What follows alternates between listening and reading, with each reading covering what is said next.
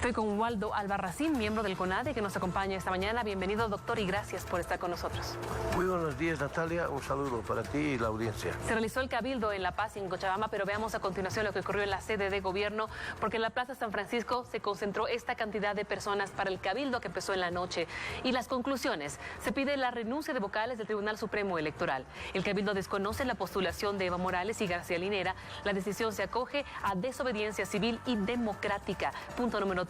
El cabildo aprueba votar solo por candidaturas habilitadas por la Constitución. El 4. Cabildo resuelve apoyar a las reivindicaciones del sector. Y punto número 5, la conclusión 5. El cabildo exige amnistía para presos políticos, Franklin Gutiérrez y Sergio Pampa.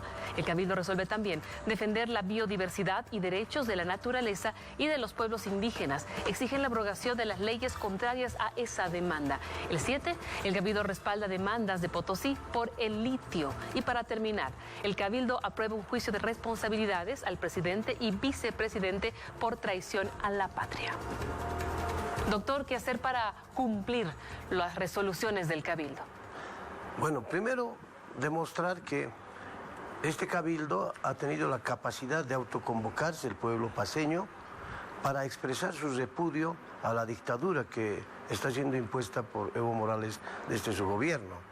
Por tanto, es una sociedad civil contestataria, mayoritariamente contestataria, porque si tú sumas hasta por sentido lógico, el 1,5 millones de ciudadanos concentrados en Santa Cruz, el 1,5 millones en La Paz, otro tanto en Cochabamba, hasta por razonamiento lógico se asume que no existe ninguna mayoría en favor del gobierno y por el contrario, la mayoría de los bolivianos, bolivianas, está en contra no solo del gobierno como tal, sino de la cantidad de exabruptos, de atropellos que se cometen desde instancias de gobierno. Entonces el cabildo está demostrando eso como expresión de la democracia directa y participativa. Pero son 8 conclusiones. Sí, son ¿Cómo 8... van a cumplirlas? Si algunas son realmente demandantes, requieren mucha atención, hablamos de juicios de responsabilidades. Exactamente. Ahora, un juicio de responsabilidades que se lo plantee en este momento tiene sus complicaciones porque el Parlamento tiene 2/3 a favor del MAS.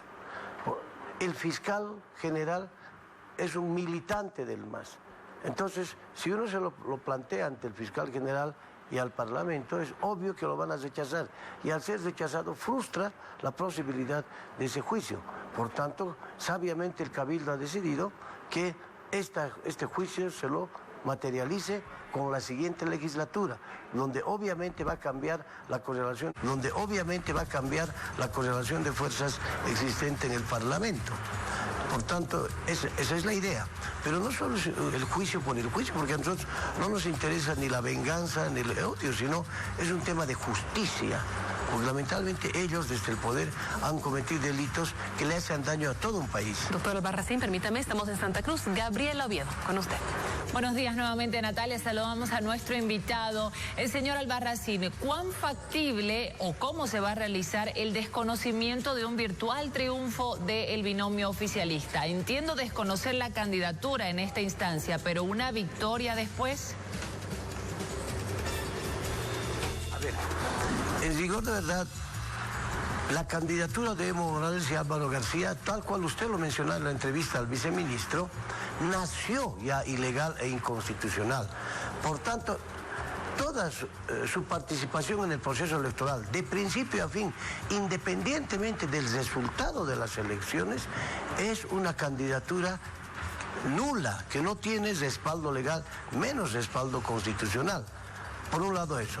Segundo, viendo los resultados de las concentraciones en Santa Cruz, La Paz, Cochabamba, hasta por sentido lógico, ellos no tienen posibilidad de ganar una elección. ¿A qué están apostando? Y eso hay que decirlo de frente. A ellos no les preocupa esta gran concentración en términos de posibilidades electorales. Por eso es que ya tienen asegurado, y subrayo la palabra, tienen asegurado un fraude electoral. Y va a ver que el resultado que muestre el órgano electoral después de las elecciones va a ir prácticamente en contra de esta gran concentración de masa humana que se da en Santa Cruz, en La Paz, en el eje central. Ese es el tema de fondo, por eso están tranquilos.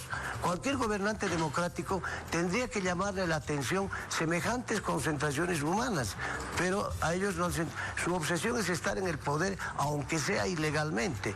Entonces, ese es el motivo por el que los cabildos desconocen la candidatura de ellos, porque anticipadamente ya está definido que son no solo candidatos fácticos, sino incluso pueden llegar a esfera gubernamental nuevamente, pero fácticamente, o sea, inconstitucionalmente. ¿Y qué otras acciones de hecho se prevén después del cabildo? Hoy, mañana, por ejemplo. De lo que se trata es de que quienes estamos liderizando este movimiento en Santa Cruz, Cochabamba, La Paz, en todo el país, nos reunamos como son criterios uniformes, ¿no?, que coincidimos todos en defender nuestra democracia, para definir una estrategia en aras de que por lo menos la mayoría de las resoluciones asumidas en los cabildos se materialicen, se cumplen y no queden simplemente como declaraciones, sino como hechos concretos. O sea, es un desafío. Sabemos las dificultades, sabemos que el gobierno ejerce un control absoluto sobre todas las entidades del Estado, sabemos que controlan jueces, Tribunal Constitucional, etcétera. Pero ese es el desafío. Cuanto más difícil sea nuestro trabajo, mayor la fuerza y la convicción con la que debemos actuar. Lo que le preguntaba Gabriela, de las 8 conclusiones, ¿cuál va a ser ejecutada mañana o inmediatamente? Entendemos que el juicio de responsabilidades hay que esperar un poco más, pero claro, ¿cuál va a ser plasmada inmediatamente? Por ejemplo, te pongo un caso, el tema de los presos políticos. Hay gente en la cárcel que está ahí simplemente por ser contestataria al gobierno. Entonces, ¿qué se requiere? Tomar acciones en función de que las autoridades judiciales que están deteniendo injustamente a esas personas viabilicen su libertad.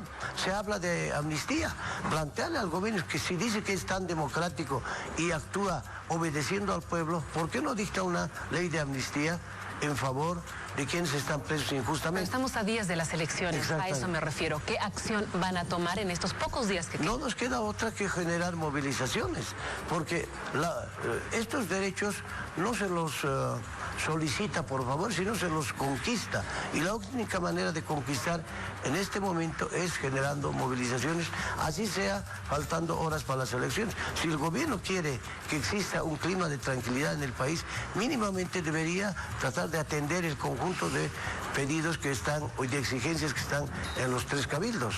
Bien, Gabriel Oviedo, con usted más adelante en otro Contacto Nacional. Hasta cualquier momento, Natalia.